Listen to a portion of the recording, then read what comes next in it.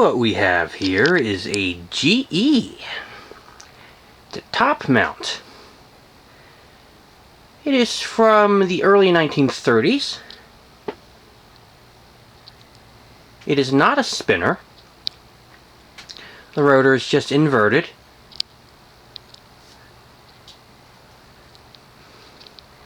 This is one of the slightly lesser common GEs. I don't see these pop up as often as you do the standards or really even the minis.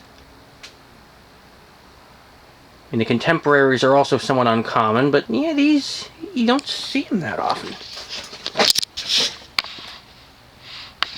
As you see there, you have the rotor in the center, the windings off to the side.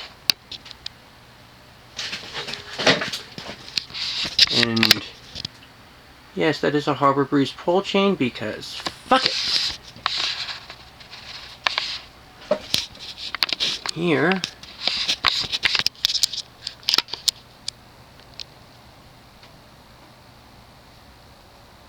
you'll have the badge.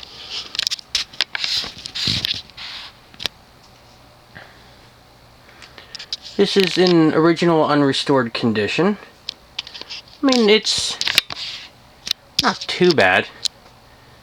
The original finish is dark brown. This was typical of GEs from this era. They were all a dark brown. It is a 3-speed fan. The blades are mechanically reversible.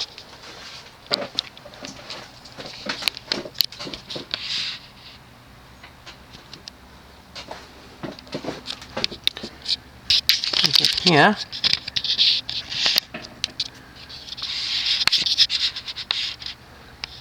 This is the top. I just put some oil in it. You would flip the side of the iron over to have it for clockwise. Or not clockwise, you have it for updraft.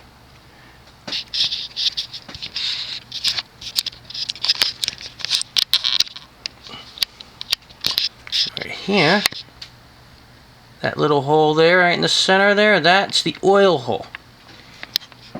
Now, oiling these things is a bit tricky. In order for it to be oiled properly, like any oil bath fan, the oil return channel in the rotor has to be clean, or in the shaft. I'm not really sure which one this one has because I haven't torn it down yet, but that time will surely come. One of the blades has a chip eaten out of it. However, it's been like this for a very, very, very long time. Because the split is greasy. This thing probably came out of,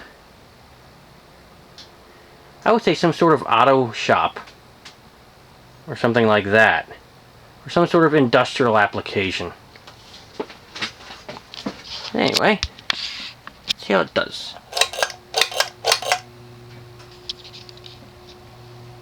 Again, it is 3-speed, using the stock speed coil. The thing with antiques is speed regulation really wasn't that good. You know, it just wasn't. The motor pulls, I think, 2.2 amps.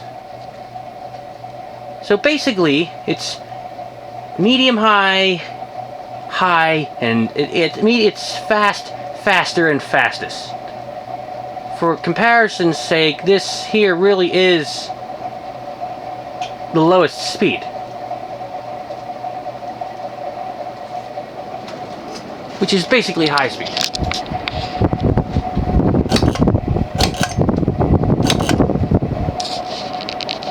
And you do it to medium speed, and again, same problem.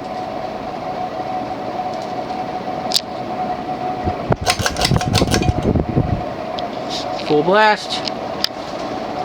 There is a slight speed difference, I'll say that. Yes, there is a slight speed difference. But this thing is just fast. It uses a speed coil, which is in the center.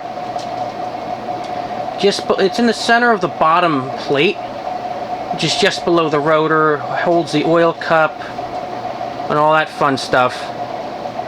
And there is a center plate that comes off. That's basically how you take it off in order to replace the pull chain going to the actual switch. Just feeds through that little nipple in the center. Now the missing chip on the blade does give it a little bit of wobble, but I mean, if I balanced it, it would probably be fine. But still, it doesn't shake violently easily, so I guess that's good.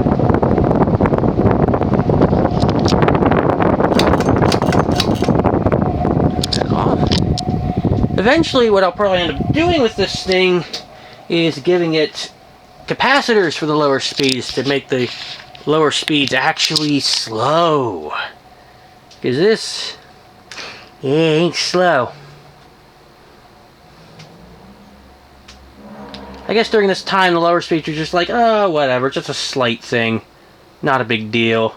Because, I mean, you know, they just didn't care about having lower speeds at that point. It was mostly just full blast, because air conditioning didn't exist. You know, when AC came onto the scene, they had to actually make the lower speeds a bit slower. You know, just for, you know, comfort's sake.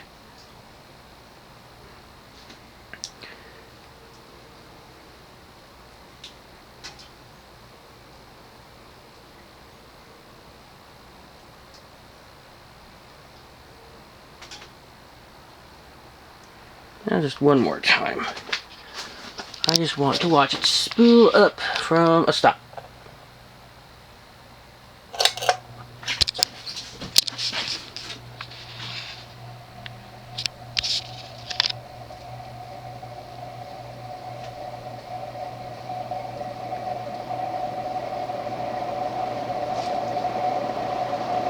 Pretty damn powerful, I'll say that. Easily 225 RPMs. Faster than your average original, that's for damn sure. Now, yeah, GE was one to innovate. You know, they didn't just stick with the same old design like Hunter did, or, you know, or Emerson to some extent, or Westinghouse. You know, GE actually made some different styles. Like the top mount was really designed for, it was designed to actually go after the Sidewinder to kind of steal some of their thunder, even though the Sidewinder was pretty much gone by 1930, I believe. You know, it's basically a fan with, you know, for low ceilings because of its top mount nature. I have a 12-inch down rod on it. Gives it plenty of clearance, and still it's not bad. But then again, this room has a 9-foot ceiling or so. So, I mean, But, yeah, sooner or later I will redo this one. Redo it in that nice Malaise brown. And call it a day. Replace the thrust bearing because that needs to be replaced. It's loud. Okay, maybe replace it with a Hunter bearing, because, I mean, or whoever makes them for Hunter. Because those seem to fit pretty much everything. Maybe redo the blades at some point. Just because one's chipped, it's kind of or at least get another period correct blade for it. Or someone has one.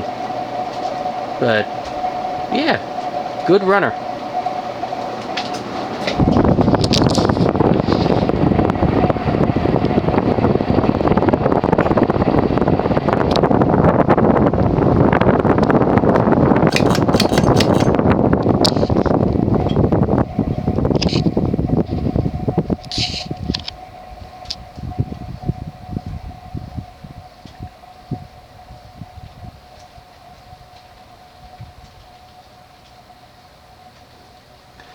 the windings actually are dipped in varnish,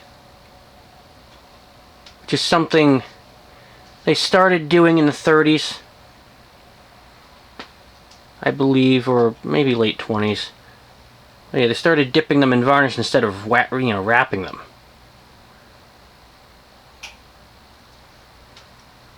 Probably re-varnish the windings just for the hell of it. But yeah, it runs pretty well. The bearing is not worn down too much.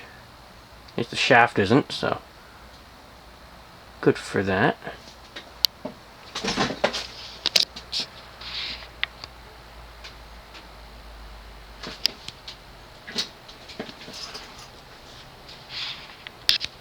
And there you have it.